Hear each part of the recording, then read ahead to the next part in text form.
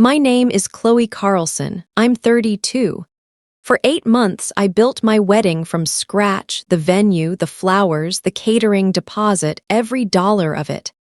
And then my mother gave it all to my cousin because her fiancé wore a suit to dinner and mine came home with grease under his fingernails. She actually said it to my face. Her fiancé is successful. You're marrying a mechanic. Then she laughed, not a nervous laugh, a comfortable one. The kind that tells you this isn't new, this is just the first time she said it out loud.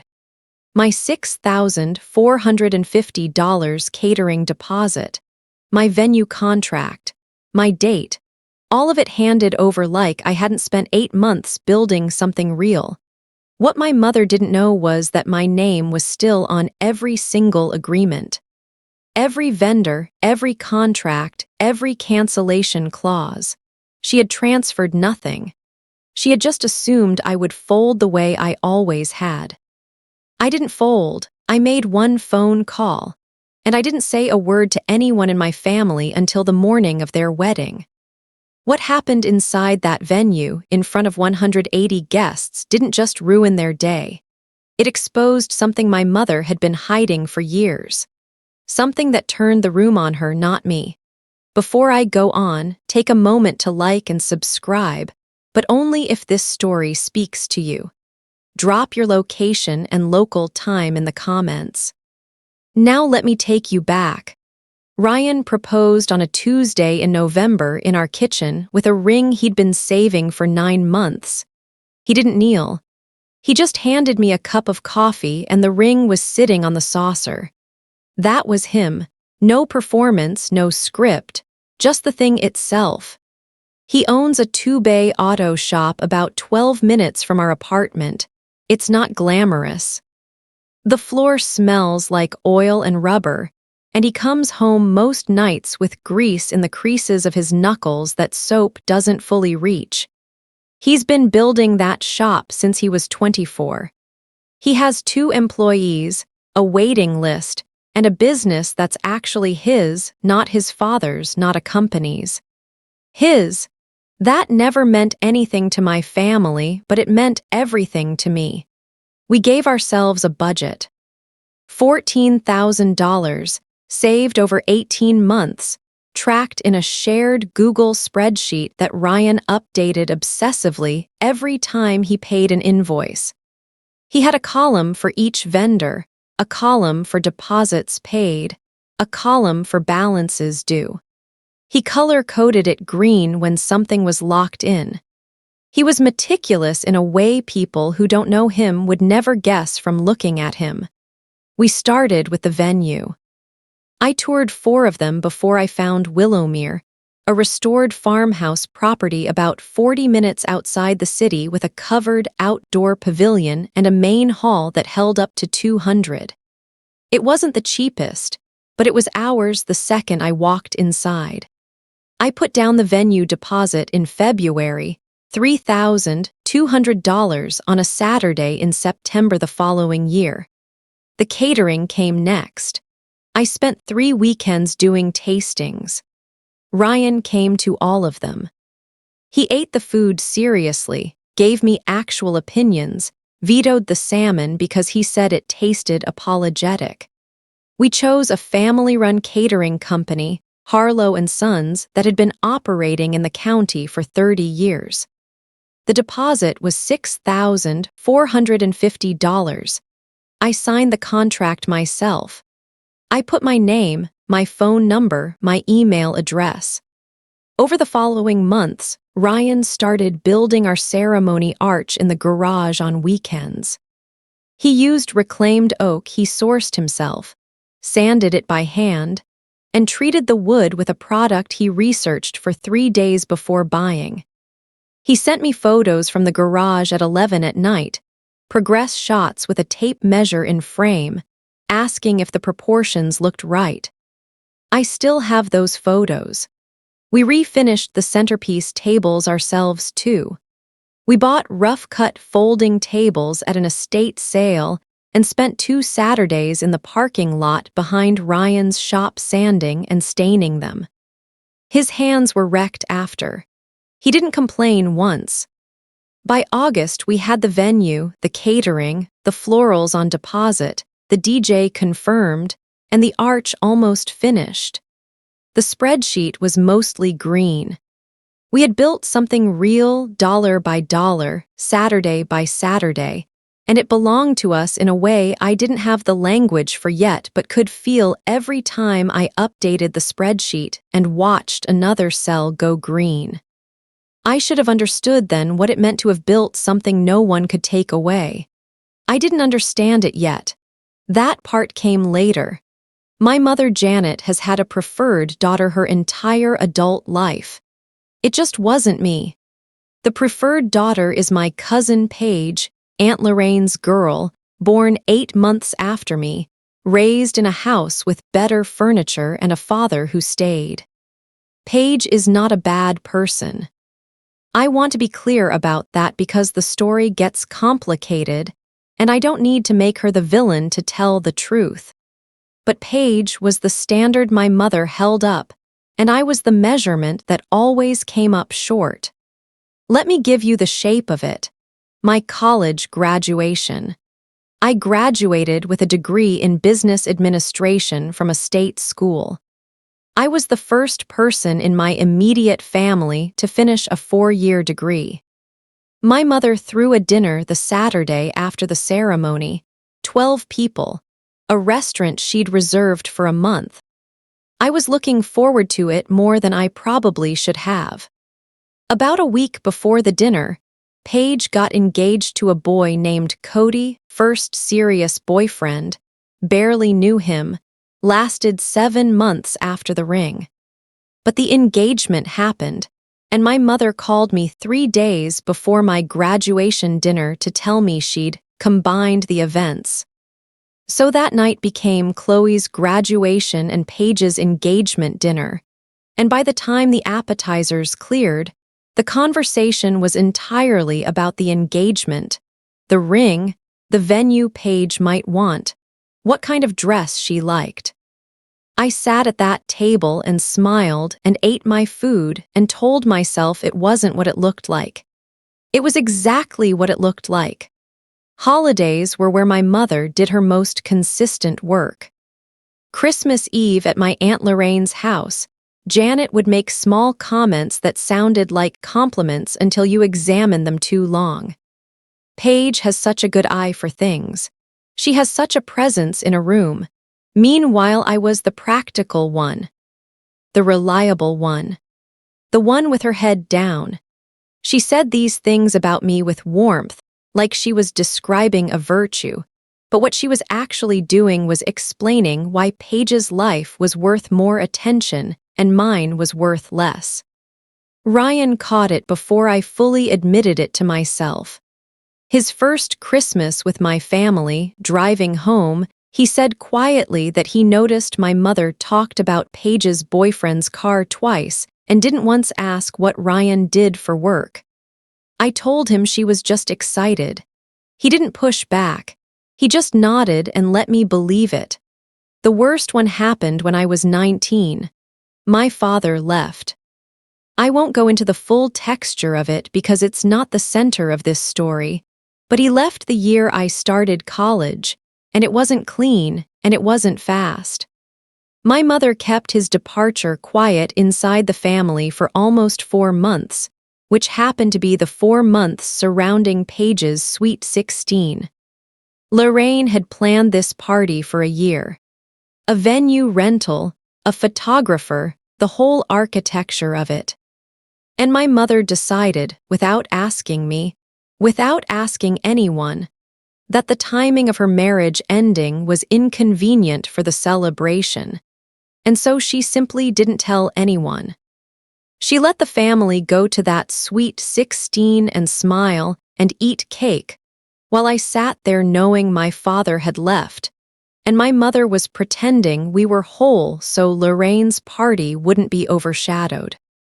When I cried at the party, and I was 19, and I was grieving, and I couldn't keep it together at the table, my mother told me later I had been difficult that night.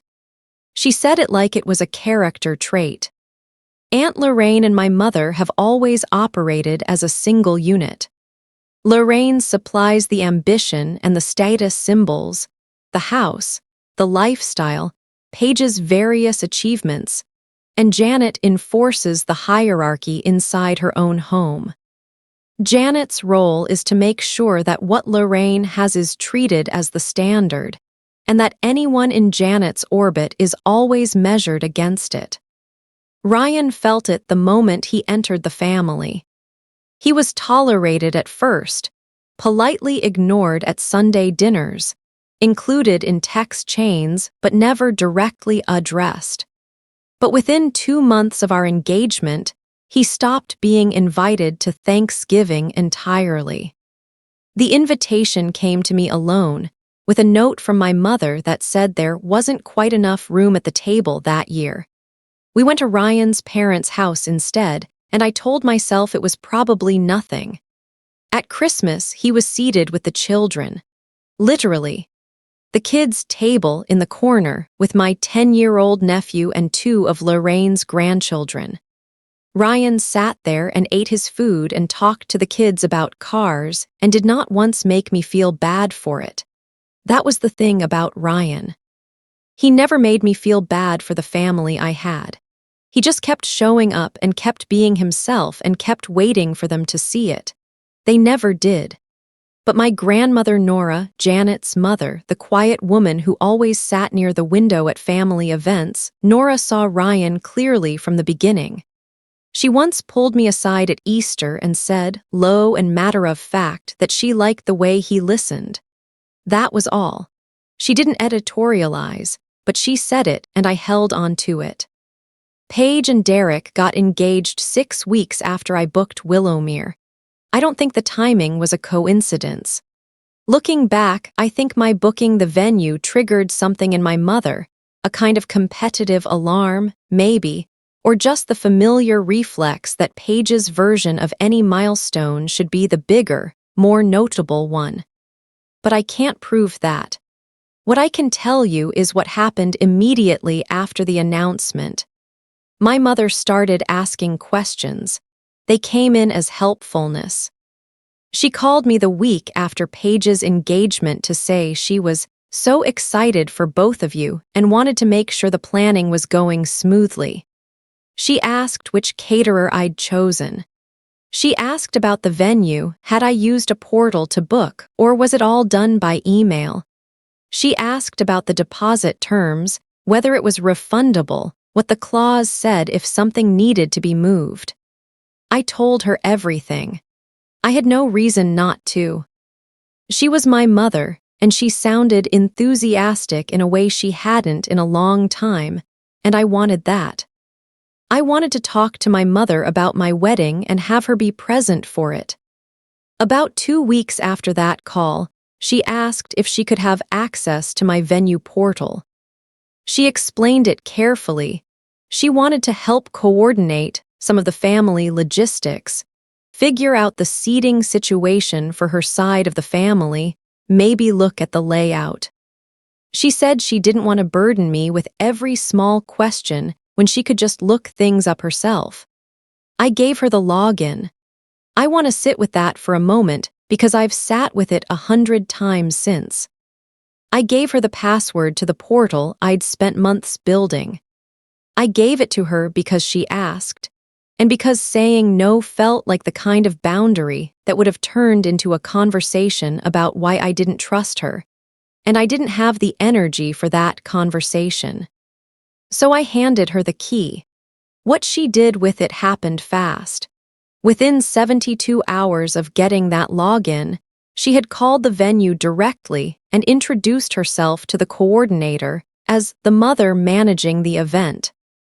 She told them the family had decided to make some adjustments to the guest list and possibly the menu, and could she schedule a time to come in and review the layout. The venue, reasonably enough, assumed she was acting on my behalf. She made the same call to Harlow and Sons, the caterer. She told them she was the family contact and that she needed to discuss consolidating some of the order specifics. She used the word consolidating. The caterer told me this later, that exact word. I didn't know any of it yet. The first sign came on a Tuesday morning, about 2 weeks after I'd given her the portal login. I was at my desk at work when an email came in from Harlow and Sons. It was a routine-sounding message, a note about a menu revision request submitted on the account, and a question about whether I wanted to move forward with the updated entree selections. The new selections were things I had never chosen, a lamb option I hadn't tasted, a different past appetizer, a different dessert station configuration. I stared at the email for a long moment. I replied that there had been a mix-up, that the original menu selections stood, and to please disregard any change requests that hadn't come from my personal email address. The caterer confirmed and I moved on. I told myself it was a system glitch, or maybe my mother had been browsing and accidentally clicked something. I genuinely believed one of those two explanations was true. That same week, Ryan came home and asked why my mother had sent him 3 texts about centerpieces. He held his phone out to me. The texts were detailed, specific questions about the table dimensions, whether the stain was oil-based or water-based, how many tables were finished. She was asking him things she already knew the answer to because I had told her, and she was asking in a tone that felt like documentation, like she was cataloging the details. I told Ryan she was excited. He set his phone down on the counter and didn't say anything else about it. He was patient with me for a long time. I called the venue on a Thursday afternoon in late September to finalize our seating chart. I was at my kitchen table with my laptop open, a cup of tea next to me, a printed guest list with handwritten notes on it. I asked to speak with my coordinator, a woman named Bridget who I'd been working with since February. Bridget wasn't available. I was transferred to someone else, a coordinator named Marco, who I'd spoken to once before when Bridget was out. He pulled up the account. There was a pause, a small one, but I noticed it. He said, "I'm just looking at the event details here. Can you confirm, is this for the Holloway wedding or the Carlson wedding?" I didn't understand the question. I said my name. I said it was Chloe Carlson. I had the account since February. The deposit was in my name. The September date was mine. Another pause. He said, "Okay, I'm seeing some notes here. It looks like your mother called in last week and indicated the event would be transitioning to a different bride name, Paige Holloway. She said the family had decided to consolidate into one event." I heard the words. I heard each one individually and I still didn't move. He kept talking, something about how nothing was finalized yet, and they had been waiting to hear from me before making any changes, but I had stopped processing. I set my tea down. I looked at the guest list with my handwriting on it. Ryan's family's names in my handwriting. I called Harlow and Sons next. I didn't think about it, I just dialed. The woman who answered confirmed it in less than 90 seconds. Yes, Janet Carlson had been in touch. Yes, she had indicated the event was transferring to Paige Holloway's wedding. Yes, my $6,450 deposit had been noted as applicable to the new events menu, the lamb, the different appetizers, the dessert station I had never chosen. I sat at that table for a few minutes after I hung up. Then I called my mother. She answered on the second ring. She sounded fine, normal, a little warm even. I said, "Mom, did you tell my vendors my wedding is becoming Paige's wedding?" She didn't pause. She said yes. She said it the way you'd say yes to a reasonable thing. She explained that Derek has a large professional network and a lot of colleagues they'd want to invite, that Paige's wedding would naturally be a bigger event.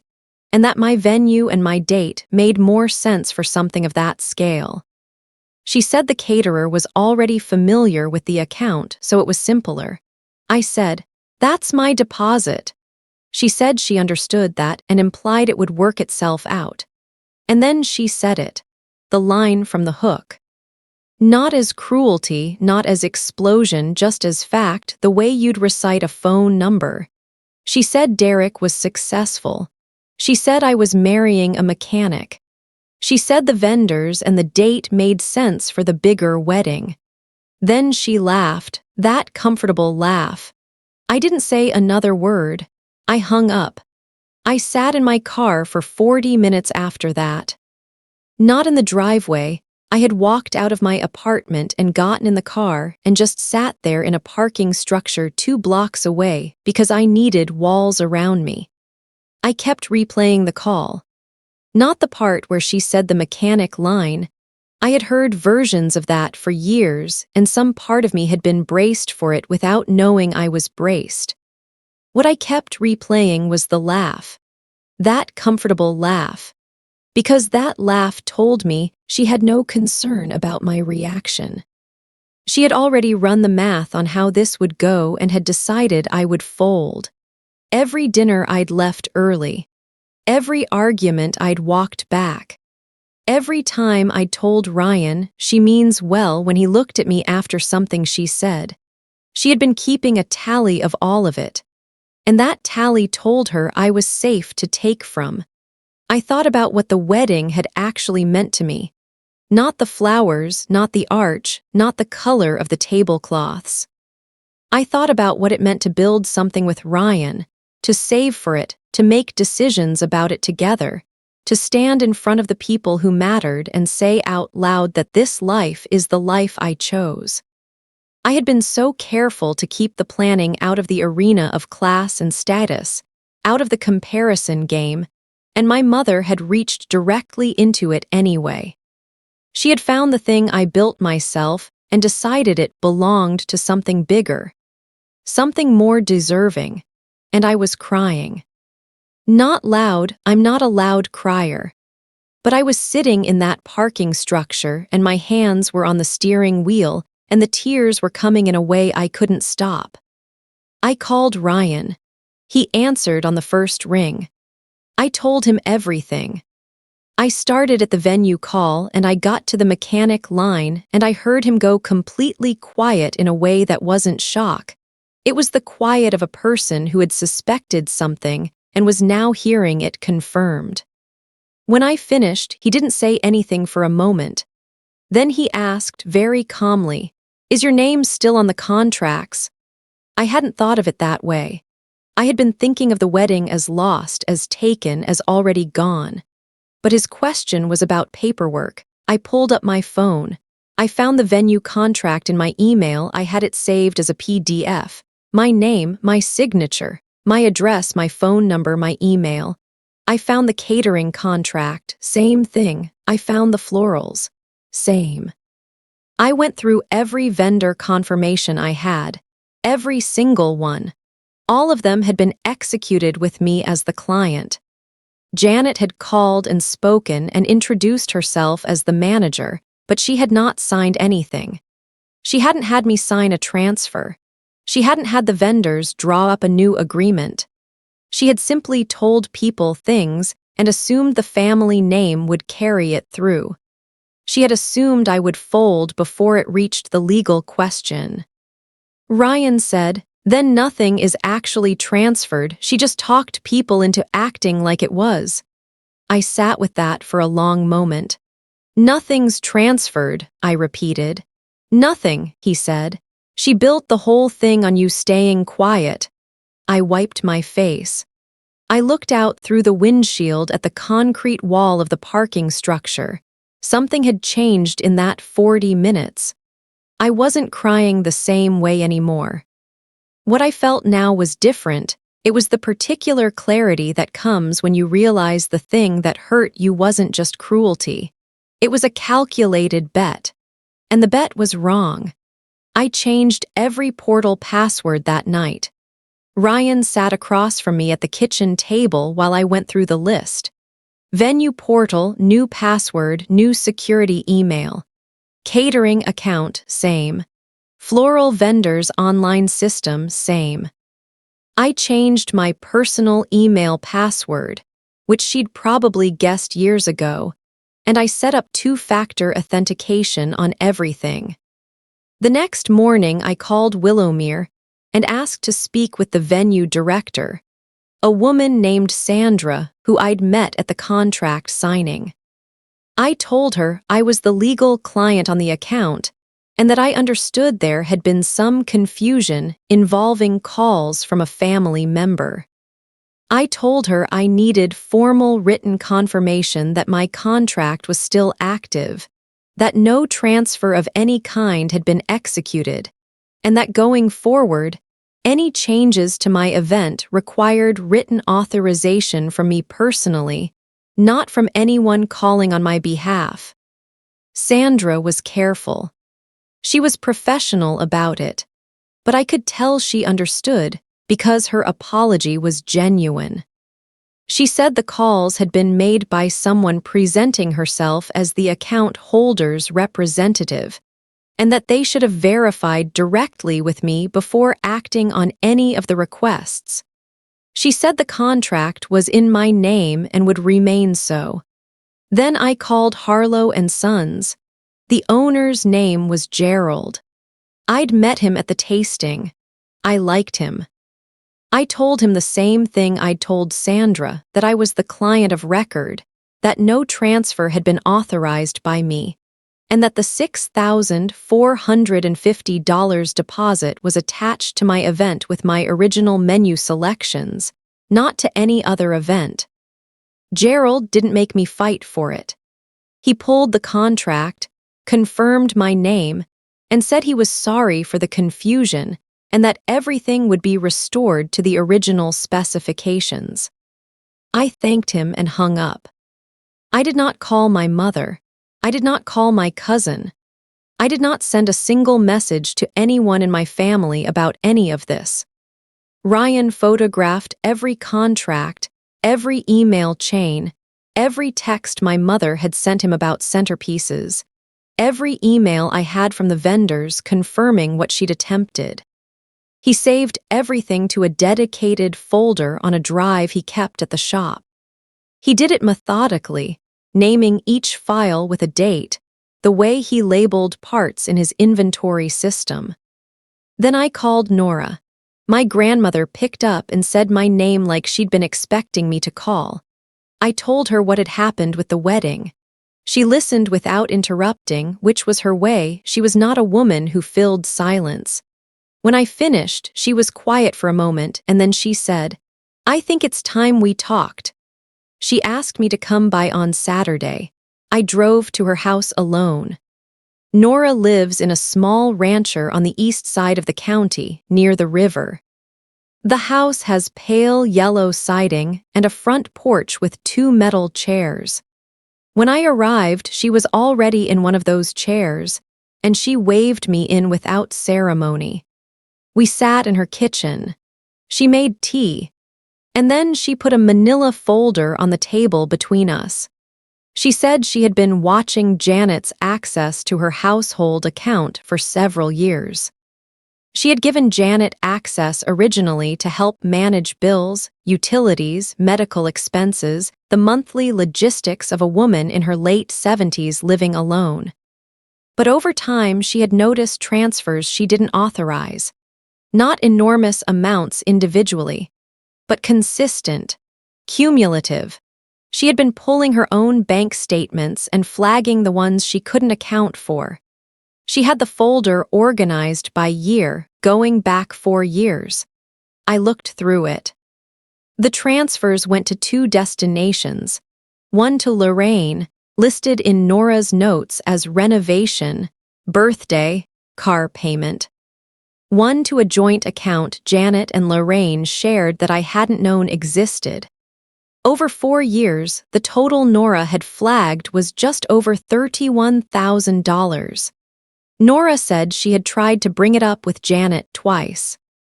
Both times Janet had redirected the conversation, said Nora was confused, that the transfers were authorized for things Nora had forgotten about, that Nora shouldn't worry. Nora had gone quiet after the second conversation. She hadn't gone silent because she believed Janet. She had gone quiet because she was waiting. She said, "I've been waiting for someone to be ready to act on it. I think you're ready." She slid the folder across the table to me. I held it in both hands for a moment, the way you hold something you know is heavy before you've fully felt the weight. We decided together, me and Ryan and Nora, that we would say nothing. Not until the morning of the date Janet had taken. Let her build the day. Let her set the tables and order the flowers and stand inside a venue I had paid for and organize a wedding in front of 180 people. Let her believe she had won. Then we would arrive. The family pressure started about 2 weeks after my mother told me what she'd done. She sent a group text to the whole extended family, her side and Lorraine's combined, about Paige's big day. It was warm and elaborate. She talked about how beautiful the venue was going to be, how Paige had found the most stunning dress, how Derek's family was flying in from 3 different states. She tagged photos of the pavilion at Willowmere, which she had taken herself from photos I'd shared with her months ago. I read the text and said nothing. Aunt Lorraine called me 2 days later. Her tone was gentle in the way that tells you the gentleness is strategic. She said she hoped there were no hard feelings, that these things were complicated, that surely I understood how much was riding on Paige's wedding and how the venue was such a perfect fit. She said she hoped I might consider coming, maybe as a guest, and that it could be a lovely day for the whole family. I told her I'd have to check my schedule. My younger brother Marcus texted me separately. He's 26 and he lives about 40 minutes away, and he has never been able to hold 2 things in his mind at the same time when my mother is one of them. His text said, "Mom's already put so much into this. I hope you're not going to make it a whole thing." That was his entire contribution to my situation. Not a question about how I was doing, not an acknowledgement that something had been taken from me. Just the hope that I would not be inconvenient. I replied, "I won't make it a thing." That was true. I wouldn't make it a thing. I was going to make it a fact. Over the next 2 weeks, the family read my silence as acceptance. My mother started signing texts to me with a little note about how much she appreciated my maturity about the situation. Lorraine mentioned to a mutual cousin that Chloe had been wonderful about it all. Derek's mother called Paige to confirm the catering choices, and Paige confirmed them, and nobody in that chain of calls had any idea that the catering company's actual contract still had my name at the top of it. They were building a wedding on my foundation, and they thought I'd already left the building. Ryan and I watched all of it, and we said nothing, and we waited. The morning of the date arrived on a Saturday in late October. I was up at 5:30. I showered, dried my hair, and put on a dark green wrap dress I'd owned for years, something I'd wear to any professional situation where I needed to feel composed. I wasn't trying to look like a bride, and I wasn't trying to look like a threat. I was trying to look like a woman who had paperwork. Ryan made coffee while I checked the folder one more time. Original signed contract from Willowmere. Original signed contract from Harlow and Sons. The catering deposit receipt with my name and account number. The email chain from Bridget confirming my original event details. Ryan's drive was in my bag as well, the photographed records, the texts from my mother, all of it, and Nora's folder. Bank statements, 4 years, $31,000. Ryan asked if I wanted him to come with me. I told him no. Not because I didn't want him there, but because I needed to walk in alone. I needed to be the only person arriving with a claim. I kissed him in the kitchen and I drove. I took the county route, not the highway. I needed the 40 minutes. I needed to arrive calm. Willowmere sits at the end of a long gravel driveway behind a row of old maples. I arrived at 8:15. The parking lot near the service entrance had 2 catering vans and a floral delivery truck. Through the windows of the main hall, I could see lights on, movement, the early setup of a day that had been planned for months. On my mother's deposits. My contracts. My date. I parked near the service entrance, got out, and walked directly to the side door. The venue manager on duty that morning was a man named Philip. I'd spoken with him once on the phone in the spring when Sandra was unavailable. He was late 30s, efficient, the kind of person who moved through events the way air traffic controllers move through schedules. Everything had a place, everything had a priority. I introduced myself. I told him I was Chloe Carlson, the contracted client on today's event date.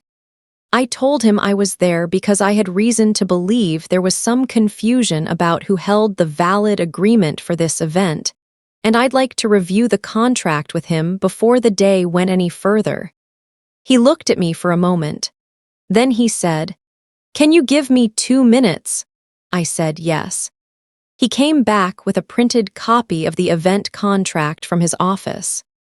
He set it on the table in the small staff room where we were standing, and we both looked at it at the same time. My name was at the top. Chloe Carlson, my signature at the bottom, my account number, my deposit receipt number. Philip said, "This is the valid contract. Nothing in our system shows an authorized transfer." I said, "I know, that's why I'm here." I was putting the folder on the table when I heard heels on the hallway floor outside. The door was open. My mother walked past and stopped. She was in a blush-colored dress I hadn't seen before, her hair done, a glass of something sparkling in her hand. She stopped in the doorway and looked at me the way you look at something that shouldn't exist in the space it's occupying. We held each other's eyes for a long moment. Then Paige came around the corner behind her, half-dressed. Her gown was on, but the back wasn't fully laced, her veil in her hand, looking like she had been in the middle of something. She looked at me, then at Philip, then back at me. She said, "What's happening?" My mother didn't answer. I looked at her and said, "Good morning." Philip was professional about it. He asked everyone to step into the hall entrance rather than the staff room. He had a second staff member with him now, a young woman in a vest, and she stood slightly to the side like she was already hoping to be somewhere else. I put the contract on the table near the entrance, the signing table that would eventually hold the guest book. I put it flat, visible, my name facing up. I said to Philip, not to my mother, "I want to formally reconfirm my position as the contracted client for today's event date. I'd like us to establish clearly that no valid transfer was executed." Philip said, "Based on what I have on file, that's correct. You are the client of record." My mother set her glass down. She set it down too carefully, the way people do when they're buying themselves a second to think. She said, "Chloe, this is not the place for this." I said, "Where would the place be, Mom? Should I have waited until the reception?" A few things happened in quick succession. Lorraine appeared from the direction of the bridal suite in a silver-gray dress, moving fast. Derek came around the other corner. He was in his suit already, white shirt, no tie yet, and he stopped when he saw the room had the wrong geometry. Outside the main doors, I could hear the first cars pulling into the parking lot. 8:45, guests arriving early the way people do to weddings. Lorraine said, "What is going on? We are on a schedule." Philip said, "I'm sorry, we have a contract dispute that needs to be resolved before the event can proceed." Lorraine turned to my mother, not to me. She looked at Janet with a question in her eyes, and the question was, You told me this was handled. My mother turned to me. She was still composed, but the composure was the kind you buy with certainty, and the certainty was already costing her more than she had budgeted. She said, "Chloe, you need to understand that Paige's wedding is important to this whole family. Derek's network, his colleagues, this event matters in a way that—" She stopped herself. She looked at Philip. And then she said it again, the line from the phone call. Not to me this time, in front of the room. She said that I was marrying a mechanic and that the venue and the scale of the event were simply not appropriate for a wedding of that caliber. She said it plainly, like she was explaining something everyone in the room could see. The young woman in the vest looked at the floor. Philip's expression did not change, but he didn't say anything to validate it either. I looked at my mother for a moment. I thought about the parking structure. I thought about the folder in my hands. I said calmly, "I'm not canceling anything. I'm reclaiming what was always mine." The main doors opened. First guests came in. An older couple, Derek's side by the look of them, who walked in from the sunlight into a lobby where a woman in a blush dress and her daughter were standing on one side of a table, a venue manager on the other side, and Chloe Carlson in a dark green dress standing in the middle of it with a folder. They slowed down. Two more couples came in behind them. Derek looked at Paige. Paige was still holding her veil. Her eyes were moving fast across the room, trying to understand the shape of what was happening. Derek said to Janet, quietly but not quietly enough, "What does she mean the deposit is hers? Was the contract," my mother said. "It's being handled." Philip said, "Mister," he looked at Derek. "The contract on file is in Ms. Carlson's name. Until this is resolved, I need to pause the event setup." A staff member appeared at the entrance to the hall and looked at Philip. Philip made a small hand signal. The staff member turned back. The setup had stopped. Lorraine moved first. She crossed toward the arriving guests and started speaking in a low, bright tone, something about a small timing delay, nothing to worry about. Please help yourself to something from the reception table outside. She was performing normalcy, but the guests who had already walked far enough into the entrance could see the table, the contract on it, and the stillness in the room. My mother turned to me. Her voice dropped. She said, "What do you think you're accomplishing? You want to ruin your cousin's wedding because you're jealous. You want to stand here in front of her family and embarrass this. She's embarrassed herself," one of the older women from Derek's side said, not quite under her breath. My mother stopped. The woman, I found out later her name was Patricia, Derek's aunt from the Pittsburgh side, was looking at the contract on the table, then at Janet, and her expression was the specific expression of someone who has traveled a long distance for an event and has just understood that something is wrong at the foundation of it. Lorraine came back from the parking lot entrance. She looked at my mother. She said, "Janet, I need to understand," and her voice was no longer warm. It was the voice of a woman who has been told her investment is at risk. Another cluster of guests came in. One of them was a woman I recognized from Derek's firm, someone Paige had pointed out to me months ago at a dinner. She came in, saw the stillness, took out her phone. Derek stepped forward. He was trying to be useful. He looked at me with the expression of a man who doesn't fully understand a situation but knows he should. He said, "Is there something we can resolve here?" "I mean, if there's a financial question, if there's a deposit issue," I said. "There's not a deposit issue. There's a contract issue. My name is the only name on any of these agreements. No transfer was ever authorized by me. Your wedding cannot legally proceed in this venue today because you don't have a contract with this venue." Paige made a sound, not words, just a sound.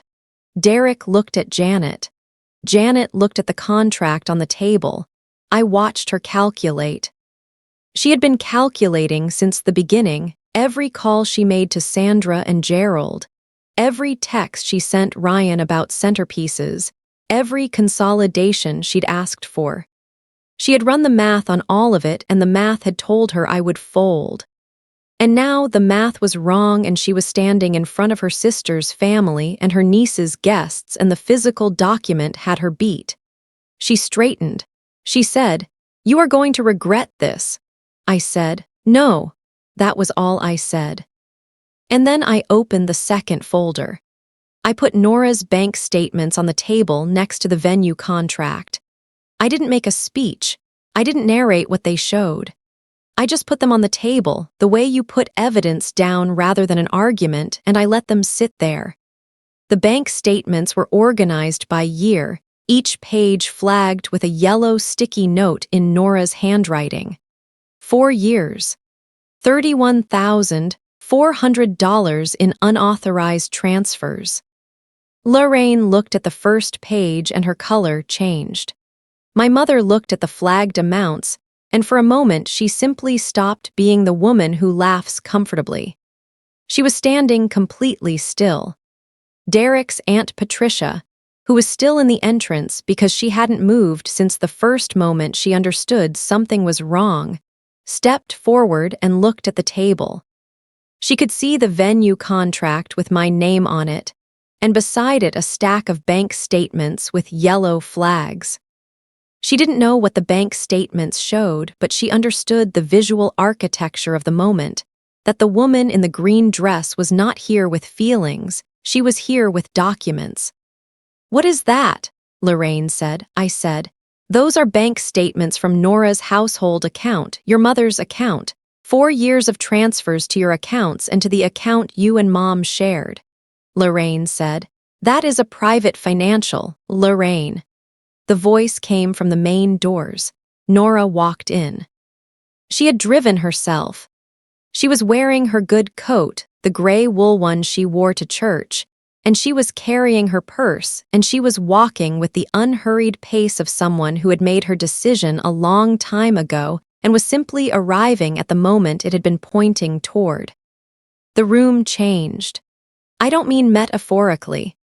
I mean the actual social temperature of the space shifted, because Nora was not an abstraction. She was not money on a page. She was a 78-year-old woman walking through the door of a wedding venue on a Saturday morning, and the guests in the entrance who didn't know her could see from 10 feet away that she belonged to this family and that her presence here now in this moment meant something. She walked to the table. She looked at the bank statements. She looked at Janet. She said quietly, "I asked you to return my calls." Janet said, "Mom," Nora said, "I asked you 3 times to return my calls. You didn't." She looked at Lorraine. "I asked you once. You said there was nothing to discuss." Lorraine said, "This is not the time," Nora said. "It is." That was it. That was Nora's whole speech. But she stood at that table, and she looked at her 2 daughters, and the room understood that the woman who had been funding all of it, the lifestyle, the renovations, the weddings, was standing there looking at the people who had taken from her and was not going to pretend she wasn't. A woman near the doors said something quietly to her husband. He shook his head. Derek's face had changed. He was looking at Paige, not with anger, more with the slow horror of a person who understands that he has been handed a situation he didn't agree to be in. He had flown his family in from 3 states. He had colleagues here. He had walked into this morning thinking the hardest part of his day was getting his bow tie right. He said to Paige low, "Did you know about the contracts, any of this?" Paige was crying. She said, "I thought it was all handled." Derek said, "But did you know the contracts weren't in your name?" She didn't answer, which was an answer. Derek stepped back. 1 step, physically, toward the door behind him. And that 1 step changed the room more than anything else that morning. Philip had already made the call. He came back from the corridor and stood at the edge of the table and said, to everyone present, in the neutral tone of a professional who had very much not signed up for this morning. At this time, the venue is formally recognizing Chloe Carlson as the client of record for today's event date. We're not able to proceed with any other event setup without a new contract executed directly with us. I'm sorry for everyone who has traveled for this. The words landed in different ways on different people. Lorraine said, "You can't," Philip said. "I can, the contract is clear." A woman in a coral dress near the back, one of Paige's bridesmaids, I recognized her from photos, put her hand over her mouth. My mother turned to me with the full weight of a person who has run out of moves. Her voice was different now, still controlled but thinner. She said, "You've destroyed your cousin's wedding. In front of everyone, you've destroyed her day." I said, "You built her day on my contracts, Mom. I didn't destroy it. You just didn't think I'd show up." I looked at her for a moment. There was no heat in it. I wasn't angry in the way she expected. I was past the part where her opinion of the situation could hurt me. I had built something, she had taken it, and I had come to take it back. The math was simple. Lorraine made one more attempt. She turned to the guests and said, in the bright, carrying voice of a woman who has spent decades managing rooms, that there had been a misunderstanding about the planning and that of course Paige's wedding would be rescheduled. And she hoped everyone would understand, and she was so sorry for the inconvenience. But the guests were already talking to each other. Patricia was on her phone. I heard her say the words, "The venue contract was never in her name," to whoever was on the other end. One of Derek's colleagues, a man in a gray suit who had been standing near the entrance since the beginning, shook his head, said something to the woman beside him, and walked out the main doors. Another couple followed. Derek was still standing near Paige, but he had not closed the distance. He looked like a man standing at the edge of something and trying to decide whether to step in or step back. Nora picked up the bank statements from the table. She folded the folder closed and put it in her purse. She said to no one in particular, "I have a meeting with my attorney on Monday." She looked at Janet. "I need you to not contact me before then." She turned and walked to the door. Janet said, "Mom, please." Nora did not stop walking. The main doors closed behind her.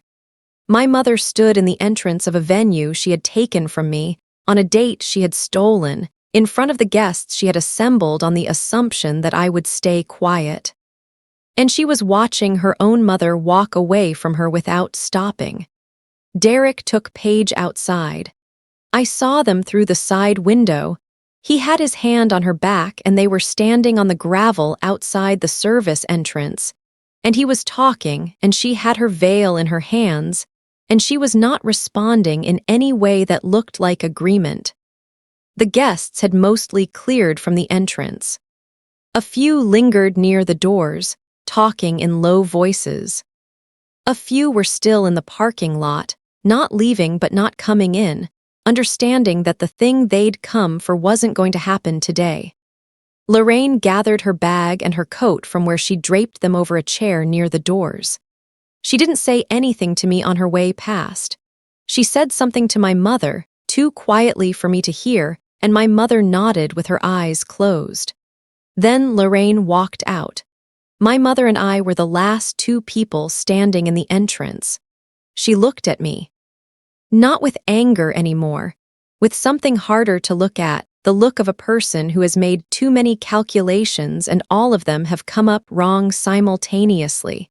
She said, "I hope you understand what you've done to this family." I said, "I hope you understand what you've been doing to it." She left. I stood alone in the entrance of Willowmere for a few minutes after she was gone. The tablecloths were already on the tables in the main hall. The florals were half arranged. The arch in the back corner was one Ryan and I had looked at together months ago in a brochure and decided we liked. I took one long breath. I picked up my folder, I thanked Philip and his team, and I walked out to my car. I called Ryan before I'd pulled out of the parking lot. He answered before the first ring finished. I said, "It's done." He said, "Are you okay?" I said yes, and I meant it in a way I hadn't meant it in a long time. 3 weeks later, Chloe Carlson and Ryan Medina got married at Willowmere. We set a new date 6 weeks out from the confrontation. We called Harlow and Sons and confirmed the original menu, the entrees we'd actually tasted, the appetizers we'd chosen, the dessert station we'd argued about pleasantly for an afternoon. We confirmed the florals, the DJ, the original layout. The guest list was 42 people.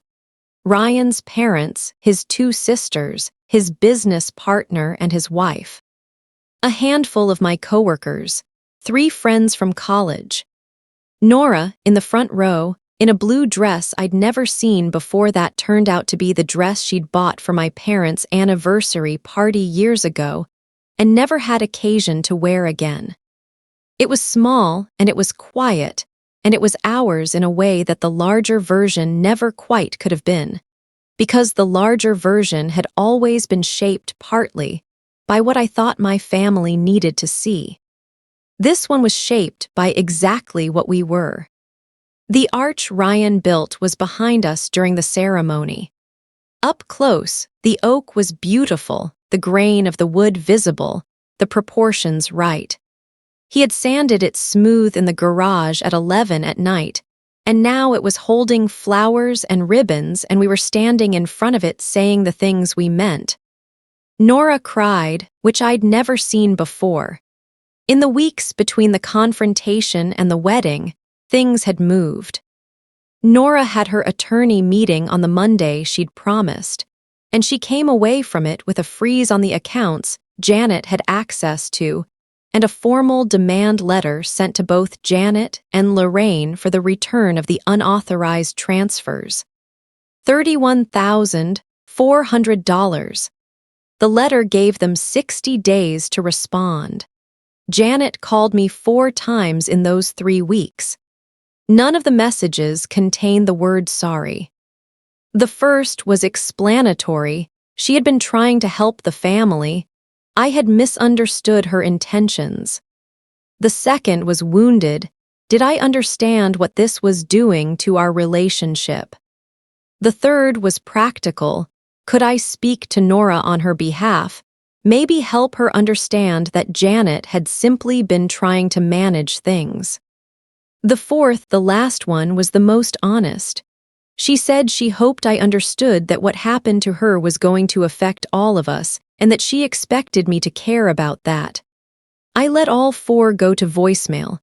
Marcus texted once, asking if I had talked to Mom lately. I texted back that I hadn't. He didn't reply. Lorraine had gone silent entirely. No calls, no texts. The group chat she and my mother used for family coordination had gone quiet in a way that, according to a cousin who still watched it, felt like everyone was waiting for someone else to say something first. Paige and Derek's engagement was listed on Instagram as on pause, which I only saw because a coworker mentioned it, not because I was looking. I understood that Derek had asked for time to think, and that his version of thinking apparently involved talking to an attorney of his own about what his fiancée had known and when. Paige had not reached out to me. I had not expected her to. The week after the wedding, Ryan and I drove back to Willowmere on a Sunday evening because he had left a toolbox there when he helped with some set-up work. We were the only people in the parking lot. The venue was closed. Philip was there finishing paperwork, and he let us in through the service entrance. The main hall was empty. The tables were folded back. The floors had been swept clean. Our ceremony arch was still standing in the far corner, waiting to be moved to storage. Ryan went to find his toolbox. I stood in the empty hall for a moment, alone. Then the sound system, which Philip must have left on, started playing something soft from the back speakers, some instrumental piece I didn't recognize, but unhurried and quiet. And when Ryan came back from the supply room with his toolbox, he set it on the floor and looked at me across the empty room, and then he walked across it and held his hand out. We danced alone on that floor for maybe 4 minutes, the arch behind us, the hall empty. The evening light coming through the pavilion windows sideways and going gold. It was ours. Fully, cleanly, unambiguously ours. Not because we had fought for it, though we had, but because every person who had tried to make it theirs was gone, and we were still standing in it. I thought about my mother, somewhere in the city, waiting for a phone call I wasn't going to make. I thought about Nora, in her rancher by the river, sleeping through the night with her accounts secured and her folder back from me and her attorney on the case. I thought about Ryan's hands on the oak arch in the garage at 11 o'clock on a weeknight, asking me if the proportions looked right. I thought, this is what it looks like when you stop folding. The music played. Ryan's hand was on my back. Outside, the maples were turning, and it was October, and everything was quiet.